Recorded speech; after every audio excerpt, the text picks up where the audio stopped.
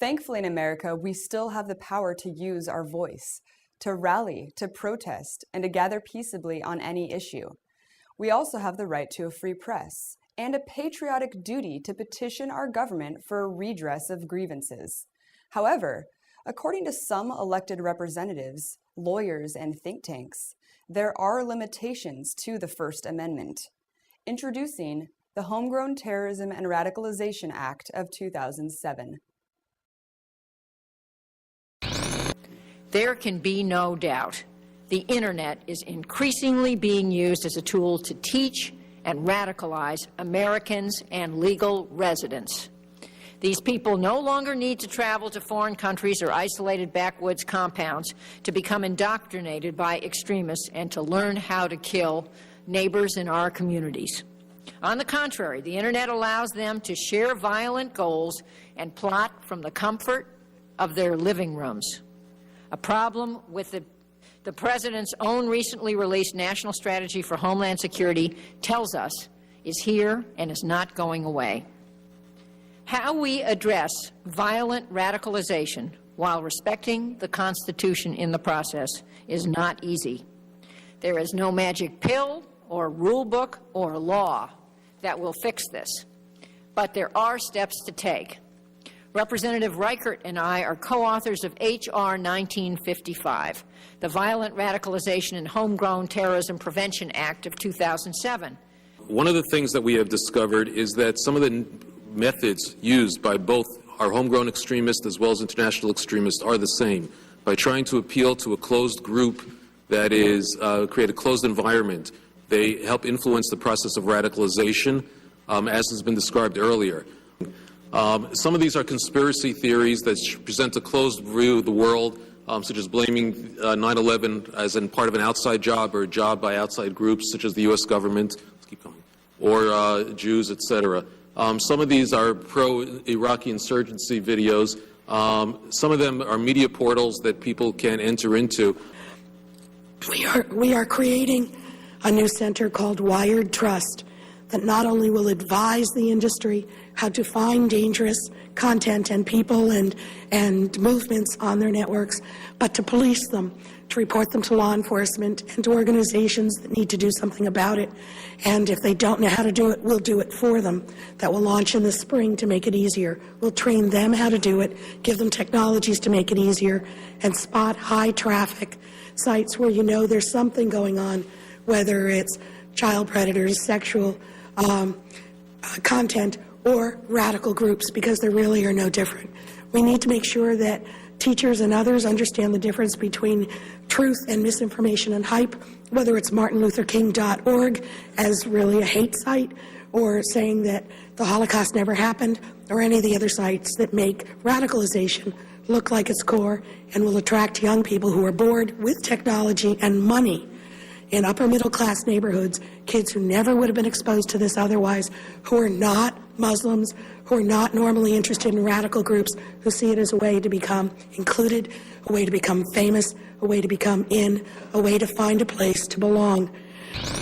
The bill defines homegrown terrorism as the use, planned use, or threatened use of force or violence by a group or individual born, raised, or based and operating primarily within the United States to intimidate or coerce the United States government, the civilian population of the United States, or any segment thereof, in furtherance of political or social objectives.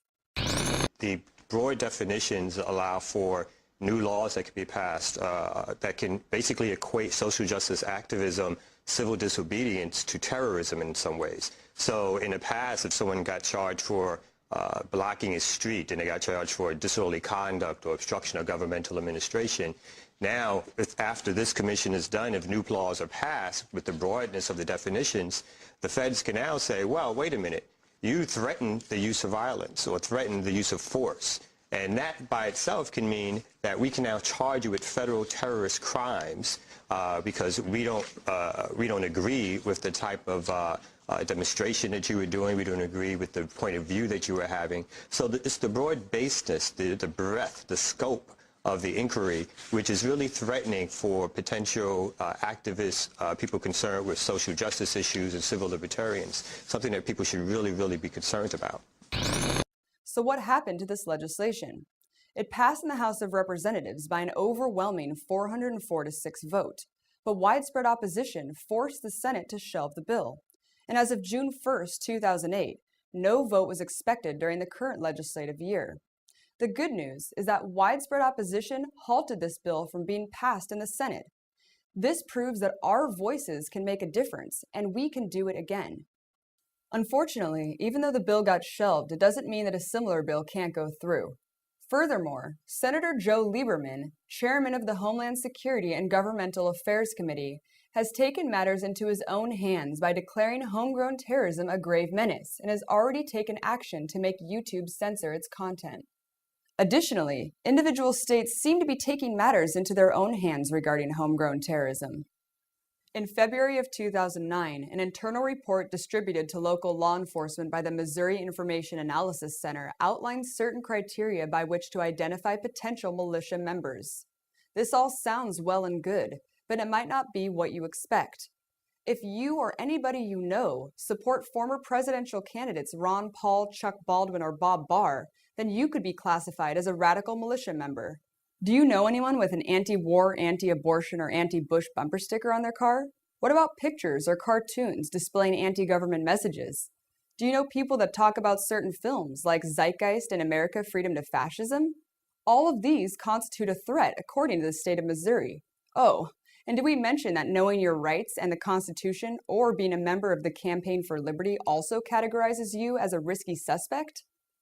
In Missouri, your opinions and viewpoints can classify you as a potential criminal. This undermines the First Amendment's power in giving us the freedom to hold and express our beliefs. Recently, the collective efforts of the people have spurred Ron Paul, Chuck Baldwin, and Bob Barr to take action. Yeah, anybody that opposes any of the above, abortion on demand, illegal immigration, etc., is a potential domestic terrorist, a potential threat to the police forces there in the state of Missouri.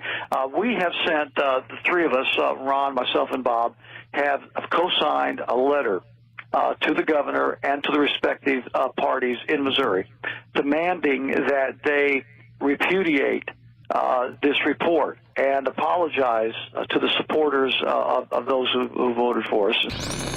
Did you know that the broadened interpretation of what defines acts of terrorism now encompasses animal rights groups? On February 19th and 20th of 2009, 4 animal rights activists from Santa Cruz, California, were arrested and charged with acts of terrorism. They didn't blow up any buildings, and they didn't destroy any property.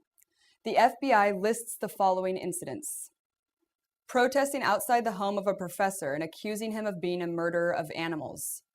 At another protest, activists marched, chanted, and chalked defamatory comments on the public sidewalks in front of the residences.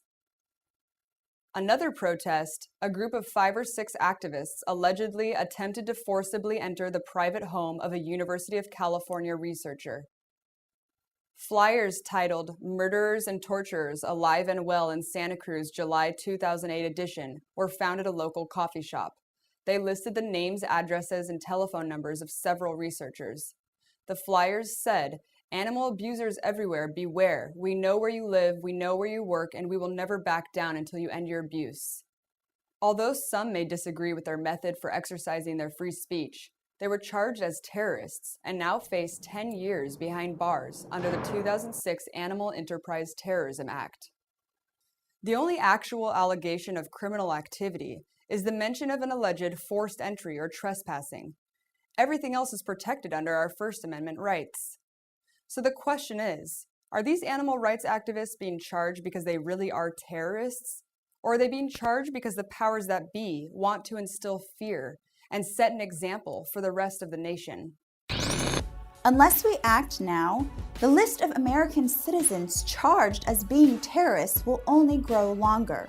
We must let our representatives know that their job is to serve the best interest of the people, not the lobbyists, not the corporations, and not even the president. Protecting Americans does not entail stripping us of our birthrights.